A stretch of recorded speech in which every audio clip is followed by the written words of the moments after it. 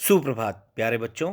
आज की हिंदी व्याकरण की कक्षा में हम अपनी पाठ्य पुस्तिका मैं और मेरा व्याकरण से पाठ 16 वाक्य विचार पढ़ाने जा रहे हैं। चलिए पाठ शुरू करते हैं। वाक्य विचार। यहाँ पर आपको दो पंक्तियाँ दी गई हैं, क एवं ख। नृत्य समाप्त की, शिवानी खूब होने पर प्रशंसा हुई। और दूसरा है नृत्य समाप्त होने पर शिवानी की खूब प्रशंसा हुई।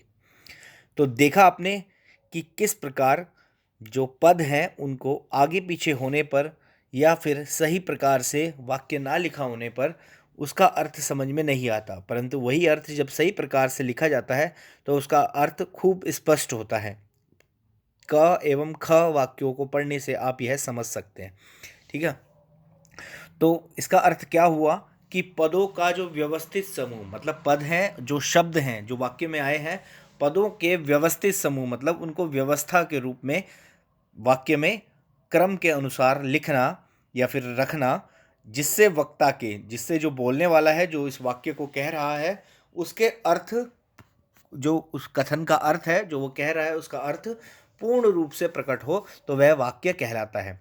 और शब्द, उसके बाद हम कह सकते हैं कि शब्दों के सार्थक मेल से बनने वाली जो इकाई है वह वाक्य कहलाता है। वाक्य मतलब सेंटेंस। ठीक है, तो वाक्य शब्दों के सार्थक मेल से, मतलब सार्थक मेल का मतलब है जिसका कोई अर्थ हो, उस मेल से मतलब उस सही क्रम को रखने से जो इकाई बनती है, जो हमें प्राप्त होता है, वह वाक्य कहलाता है। ठीक है, यहाँ पर क्या है, कभी कभी एक या दो पदों में ही अपनी बात या भाव को प्रकट किया जा सकता है। मतलब हमें ज़्यादा पूरा सेंटेंस कहने की ज़रूरत नहीं, कभी कभी छोटे सेंटेंसेस से भी, हम छोटे दो पदों से भी हम अपनी बात को कह सकते हैं। जैसे जरा सुनिए, उत्तर आया कहो। ठीक है, और यहाँ आइए, उत्तर आया आया। तो वाक्य की रचना पदों मतलब शब्दों के मेल से होती है। वाक्य स्वतंत्र अपने आप में पूर्ण होता है, मतलब वाक्य को आप स्वतंत्र रूप से लिख सकते हैं।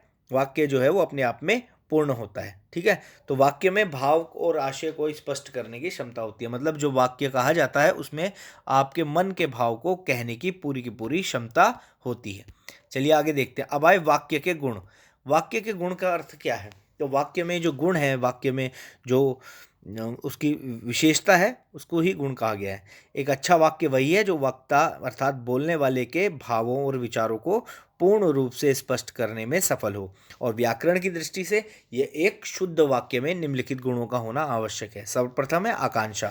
आकांक्षा मतलब होता है इच्छा। तो वाक्य पदों के मेल से बनता है और किसी वाक्य में आने वाले पद हैं, जो भी पद उसमें आते हैं, उसको जानने की इच्छा ही आकांक्षा कहलाती है। जैसे यदि कोई वक्ता केवल नवीन को कहकर चुप हो जाए तो श्रोता की जिज्ञासा बढ़ जाती है कि आगे इसमें कौन से पद आएंगे, मतलब वो आगे क्या बात कहना चाहता है। जैसे उत्तर में आया नवीन को भारत एक खोज पुस्तक चाहिए। ठीक है, उसी प्रकार दूसरा पद है योग्यता। तो योग्यता में क्या आता है कि पदों में निहित अर्थ का ज्ञान कराने की क्षमता को योग्यता कहते हैं। मतलब आपके अंदर जो जो पद में, किसी भी पद में जो उसका अर्थ छुपा हुआ है, उसमें मौजूद जो अर्थ है उसको ज्ञान कराने की क्षमता। जैसे उदाहरण के लिए लिखा हुआ है, हमें ऐसे वाक्य बनाने चाहिए जो योग्यता से पूर्ण हो। जैसे मनुष्य घास खाता है, परंतु ये वाक्य गलत है। सही होना चाहिए कि घोड़ा रोटी खा, मतलब ये भी वाक्य गलत है कि घोड़ा रोटी खाता है। तो इन दोनों वाक्यों में योग्यता का अभाव है। मतलब यह जो अपने सही अर्थ को गलत अर्थ का प्रकट कर रहे हैं, क्योंकि घोड़ा घास खाता है और मनुष्य रोटी खाता है। इसी प्रकार वाक्यों में हमारी योग्यता भी होना चाहिए, जिसका अर्थ स्पष्ट पूर्ण रूप से होना चाहिए। उसके बाद आया निकटता।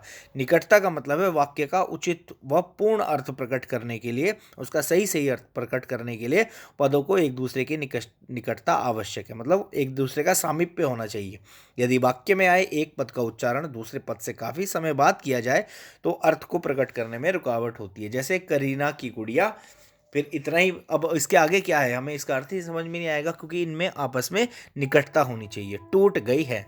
ठीक है, तो उसके बाद आया पदक्रम। पदक्रम का मतलब है पदों का क्रम से आना, एक के बाद एक आना, 1 2 3 4 इस प्रकार आना। तो वाक्य में प्रयोग किए जाने वाले सभी शब्दों, जो भी पद है, उनका क्रम निश्चित होता है। उनका एक क्रम निश्चित होता है कि पहला कौन आएगा, दूसरा कौन आएगा, तीसरा कौन आएगा। यदि वाक्य में पदों का क्रम ही सही नहीं है तो उसके अर्थ स्पष्ट हमें नहीं हो पाएगा। इसी प्रकार किसी भी वाक्य में पदक्रम होना आवश्यक है। चंचल खरीद चंचल ली हरी एक ने पोशाक। तो वाक्य जो है यहाँ पर हर चंचल ने एक हरी पोशाक खरीद ली। ठीक है, उत्तर इसका यह होना चाहिए, परंतु यहाँ पर पदक्रम सही नहीं है, इसलिए इसके अर्थ को हमें समझने में समस्या हो रही है। तो इसलिए वाक्य में पदक्रम अवश्य होना चाहिए, सही पदक्रम होना चाहिए।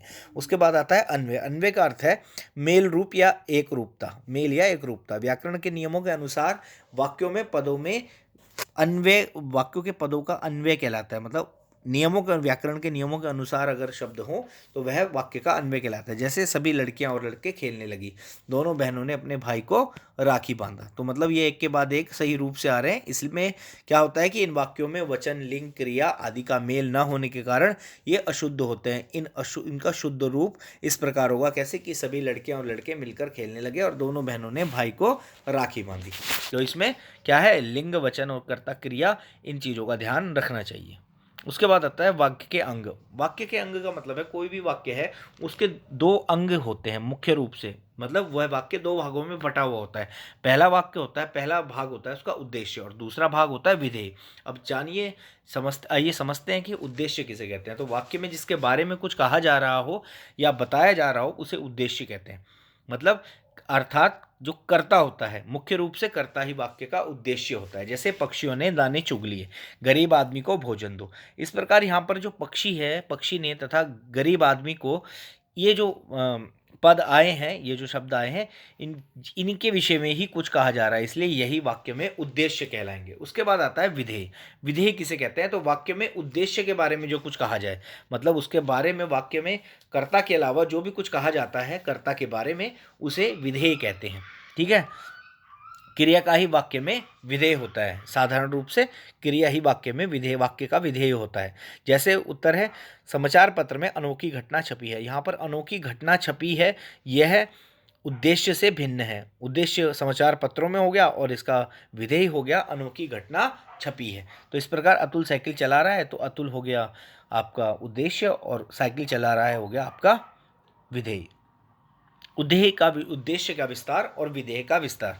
उद्देश्य के विस्तार का मतलब यहाँ पर इस प्रकार है कि बालक खेल रहा है। अब हम एक विस्तार कर देते हैं, इसको बढ़ा देते हैं। जैसे एक नटखट बालक खेल रहा है, परंतु यह विस्तार भी उद्देश्य के अंतर्गत ही आएगा, मतलब इसको उद्देश्य ही माना जाएगा। ठीक है, जैसे क्योंकि ये जो कहा जा रहा है नटखटता बच्चे की बताई जा रही है, यह बालक की ही बताई जा रही है, इसलिए यह कर्ता के साथ ही आएगा और यह उद्देश्य कहलाएगा। घोड़ा सरपट दौड़ रहा है, उदाहरण के लिए दिया काला घोड़ा सरपट दौड़ रहा है, ये हमने उद्देश्य का विस्तार, इसको विशेषण लगाकर इसका कर दिया, तो यह भी उसके अंतर्गत ही आएगा। उसके बाद आया विधेय का विस्तार।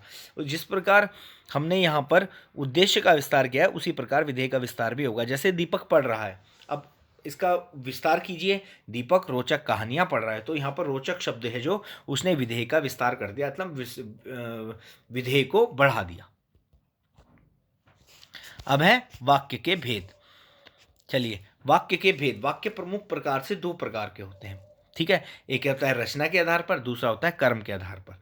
रचना के आधार पर का मतलब है वाक्य को जब हम बनाते हैं, उसका निर्माण करते हैं, तो उसके आधार पर उसके भेद किए जाते हैं। ठीक है, चलिए बच्चों, यहाँ तक आपको कर्म के आधार, चलिए इस पाठ को अब हम आगे की कक्षा में पढ़ाएंगे, दोनों साथ में हो जाएंगे। यहाँ तक आप समझ लीजिएगा कि वाक्य क्या होते हैं, उद्देश्य और विधेय उसके भाग होते हैं और वाक्य के गुण। चलिए, धन्यवाद।